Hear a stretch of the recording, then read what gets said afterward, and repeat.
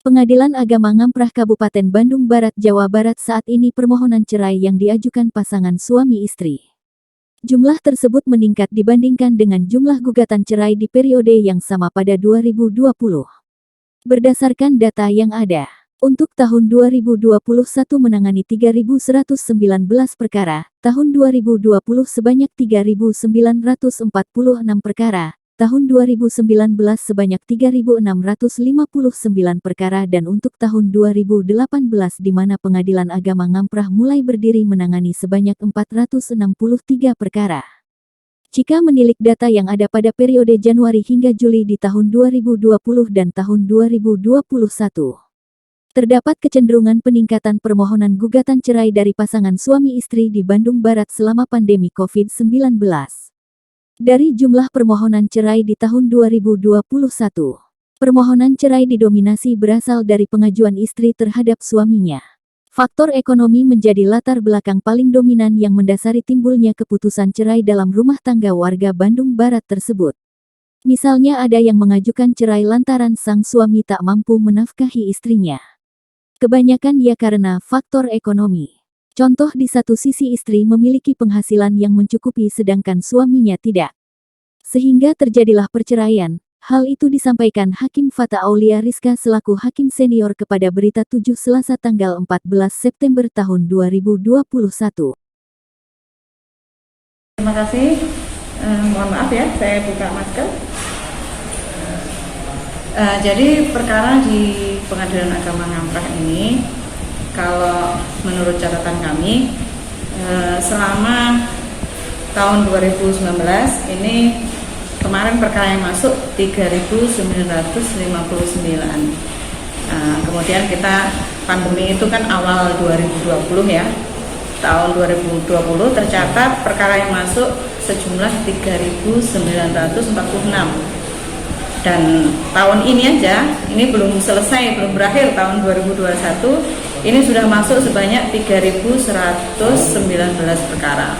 Jadi memang kalau melihat kenaikan perkaranya memang cukup signifikan ya.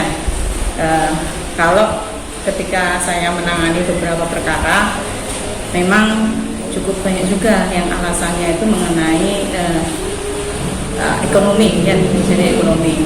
Beberapa memang sempat saya bertanya apakah ekonomi ini dampaknya dari COVID. Memang cukup banyak juga yang ketika COVID kemudian ekonominya tidak stabil dan mereka mungkin kurang ada ketahanan. Jadi ketahanan dalam rumah tangga seharusnya kan ketika berumah tangga suami istri ketika ada kekurangan itu saling mendukung satu sama lain.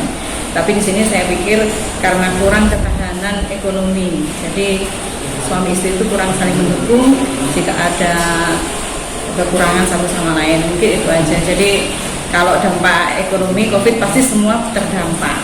Jadi itu aja. Ya, kalau pelayanan kita pasti pakai standar ya, standar COVID itu kita berlakukan semua.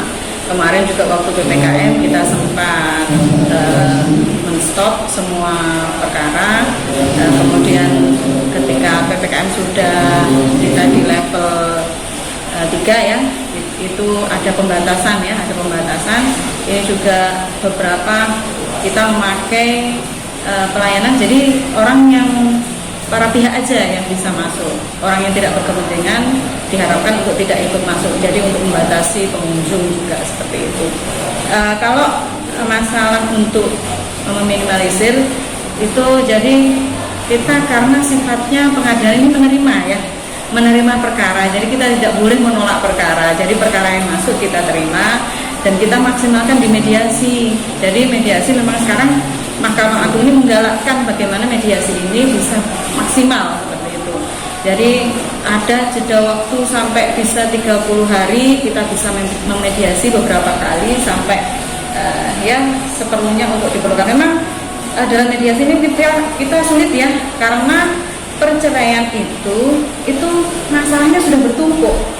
Jadi ketika orang mengajukan perkara, dia itu masalah sudah beberapa tahun berjalan. Memang kita tidak bisa mediasi hanya sekali. Kadang kita memerlukan waktu beberapa kali mediasi. Kadang-kadang juga para pihak itu ketika mediasi ada yang sampai menangis ketika kita nasihati. Cuma karena apa ya, mereka kan datang itu sudah perkara itu sudah menumpuk beberapa tahun, jadi kadang-kadang memang agak sulit. Tapi kita tetap berusaha untuk bagaimana ketika walaupun mereka bercerai, mereka sudah memahami bahwa perceraian itu tidak harus saling bermusuhan seperti itu kan. Jadi bercerai dengan baik-baik, jangan sampai anak menjadi korban, tetap harus anak yang menjadi prioritas utama meskipun mereka bercerai. Sekarang Mahkamah Agung sudah mulai ada perma nomor 1 tahun 2019 mengenai pendaftaran secara elektronik. Jadi sekarang persidangan itu bisa secara elektronik, pendaftaran juga bisa. Jadi ada dua pengguna di sini. Ada pengguna terdaftar, itu adalah advokat yang sudah terdaftar. Ada juga pengguna lain. Pengguna lain ini masyarakat bisa ketika masyarakat sekarang kan banyak juga yang HP-nya sudah Android ya. Dia sudah melek IT, itu bisa dia mendaftarkan perkara secara e-court. Jadi kita punya aplikasi namanya aplikasi e-court. Itu untuk mendaftarkan perkara, mulai pendaftaran, pembayaran, persidangan, nanti semua jawab-menjawab itu bisa melalui aplikasi e-court itu. Cuma harus tetap datang jika mediasi. Jadi sidang pertama datang, jika sama-sama hadir mediasi, untuk selanjutnya jawab-menjawab. Pembuktian juga harus hadir. Setelah itu kesimpulan, pembacaan putusan juga melalui aplikasi e-court itu. Jadi lebih mempersingkat persidangan. Jadi waktunya itu bisa lebih cepat, biaya juga bisa lebih ringan karena panggilannya melalui email. Jadi domisili elektroniknya itu email, bukan lagi dipanggil ke tempat kerja. Saya prihatin juga ya melihat peningkatan angka. Tapi sebenarnya kalau beban untuk menurunkan angka perceraian itu dibebankan kepada pengadilan, saya rasa kurang cocok ya. Karena apa? Karena pengadilan ini kan kita menyelesaikan orang yang sudah bermasalah memang.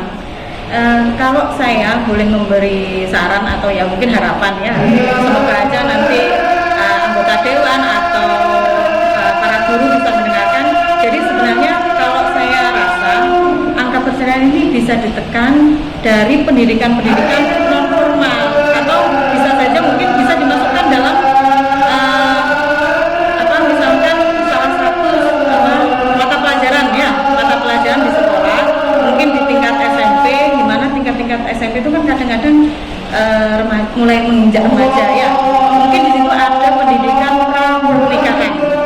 Jadi bagaimana kemudian anak-anak itu diberi pengajaran, diberi informasi lah bahwa janganlah buru-buru nikah, bahwa pernikahan itu memang berat karena dalam pernikahan kan harus ada ketahanan dalam rumah tangga, harus ada ya ketika kita sekarang banyak sekali kan juga orang yang nikah, anak-anak nikah itu di usia dini ambil duluan atau yang lain dan sebagainya. Itu saya rasa pendidikan di situ yang penting. Jadi pendidikan pranikah. Begitu juga saya rasa pendidikan agamanya perlu diperkuat gitu. Jadi ketika anak memasuki gerbang pernikahan itu bukan sekedar ya seperti pacaran, bukan seperti itu kan. Jadi ada konsekuensi berat yang harus ditempuh ketika sudah menikah. Menikah pun tidak semulus seperti yang mereka bayangkan kan. Nah itu menurut saya ketahanan dalam rumah tangganya itu yang kurang. Edukasi dan informasi-informasi bahwa pernikahan itu harus seperti apa, bahwa beratnya pernikahan seperti apa, kalau sudah menikah harus seperti apa, itu seharusnya yang harus ditanamkan dari awal. Jadi kalau memang pemerintah ingin menurunkan angka perceraian, saya rasa harus di pra pernikahannya ini harus ada pendidikan yang kuat gitu, seperti itu. Kepada para masyarakat, kami harapkan ketika datang selalu memakai masker, menjaga jarak, sebelum masuk cuci tangan juga cek suhu agar ya saling menjaga ya, kita sama-sama saling menjaga, baik pengunjung maupun para pegawai, kita juga sama-sama menerapkan protokol kesehatan. Semoga semuanya sehat ya. Sekitar 80% perkara dari total pasangan yang mengajukan perceraian tersebut sudah diputus dalam persidangan. Artinya kedua belah pihak sudah menerima perceraian dan tidak ada upaya banding dari pihak tergugat. Sekitar 80% sudah putus perkaranya. Kedua belah pihak sudah menerima perceraian. Rata-rata proses perceraian hingga keluar akta cerai membutuhkan waktu sekitar 2 bulan.